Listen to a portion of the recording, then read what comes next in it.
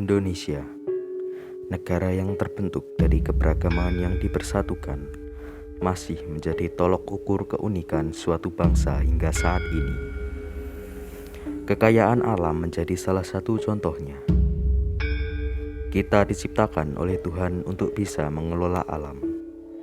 Dengan begitu pula, alam akan memberikan manfaatnya bagi kita. Kekayaan alam di Indonesia tidak terhitung banyaknya, dikarenakan bentuk negara yang adalah kepulauan dengan ciri khas masing-masing di setiap tanahnya. Bila ingin menjadi negara modern, maka kita harus memfokuskan pengembangan pada sektor perdagangan seperti ekspor dan impor. Setiap jengkal lahan sumber daya alam yang ditemukan, bila dijaga dengan baik, hasilnya mampu digunakan untuk mendorong kemajuan bangsa. Dari sekian banyak sumber daya alam di Indonesia, beberapa bidang ini menjadi primadona di pasar internasional.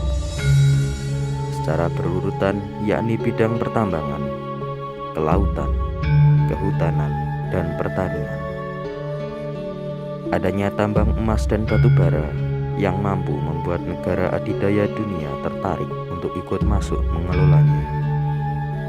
Perikanan dan keindahan bawah laut yang seringkali membuat negara lain iri dan melakukan segala cara untuk bisa ikut menikmatinya. Julukan paru-paru dunia dengan segala flora dan faunanya yang bisa dibudidayakan untuk kegiatan perdagangan, dan hasil keringat para petani yang bisa menghidupi negara-negara lain yang kekurangan sumber pangan. Maka dari itu, manfaatkanlah kesempatan untuk beralih daripada hanya mengkonsumsi sumber daya alam untuk kebutuhan pribadi ke produksi barang yang bisa diperjualbelikan.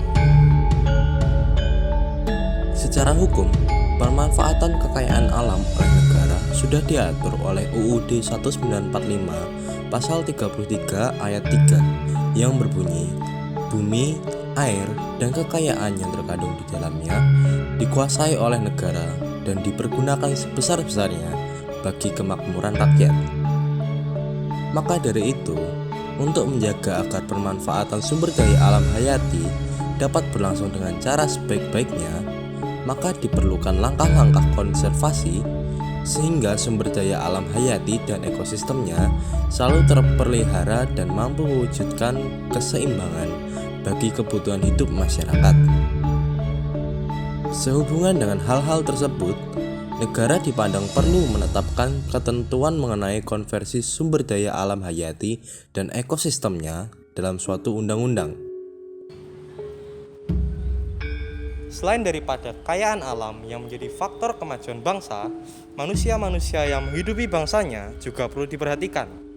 Tanpa sumber daya manusia yang berkualitas, siapa juga yang akan mengelola dan menjaga alam yang ada malah merusak dirinya sendiri dan persekitarannya. Membentuk manusia-manusia yang cerdas sejak dini adalah hal-hal yang esensial, khususnya saat remaja yang seringkali dianggap masa-masa labil dan pembentukan jati diri yang sesungguhnya.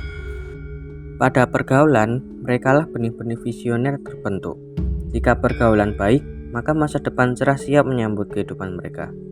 Atau sebaliknya, jika yang menemani masa remaja mereka adalah lingkungan yang buruk, hancurlah masa depan mereka dan bangsa. Tidak bisa dipungkiri, generasi muda adalah satu-satunya harapan setiap negara, karena merekalah yang bisa menentukan nasib negara tersebut ke depannya. Pergaulan bebas tak bernorma kerap kali datang dari peranti yang sudah melekat dengan hidup kita, yakni teknologi. Salah satu sarana penyalurnya adalah media sosial, tempat banyak informasi yang belum jelas kebenarannya tersampaikan. Teknologi informasi semula dibuat untuk memudahkan membuka wawasan-wawasan baru tentang dunia. Tetapi di balik itu tersimpan bahaya yang mengancam masa depan generasi muda. Kebebasan informasi yang saat ini dinikmati bangsa di satu sisi sangat bermanfaat dalam meningkatkan kecerdasan masyarakat. Namun di sisi lain, penyebaran informasi negatif yang mengakibatkan kerusakan moral bangsa ini juga tidak terkendali. Kerusakan moral yang dimaksud yaitu tindak kriminalitas, seksualitas, dan konsumsi obat-obatan terlarang, serta alkohol yang berdampak pada kesuraman kehidupan mereka kala nanti.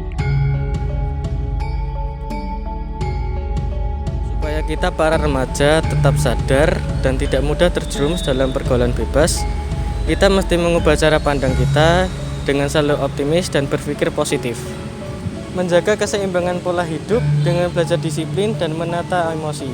Berpikir visioner, menentukan prioritas atau tujuan utama dalam hidup, dan berperilaku baik untuk mencapai cita-cita.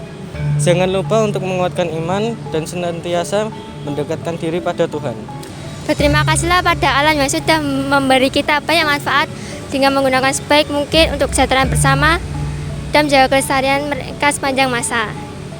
Alam dan masyarakat Indonesia adalah harta pusaka Ibu Pertiwi yang harus kita rawat dan kembangkan. Intinya, Indonesia dengan segala keberagaman dan kekayaannya harus selalu dijaga dan dilestarikan. Tuhan memberi kita hasil alam yang berlimpah agar manusia bisa hidup dengan cukup. Maka dari itu, manusia-manusia yang diuntungkan juga harus bisa mengelolanya dengan baik, agar kelak anak cucu kita masih bisa merasakan kenikmatan alam dengan layak. Sumber daya alam yang ada ini harus dimanfaatkan dengan baik sesuai Undang-Undang Dasar 1945 Pasal 33 Ayat 3. Dalam pasal tersebut dijelaskan hal-hal yang bergantung dengan kekayaan bumi.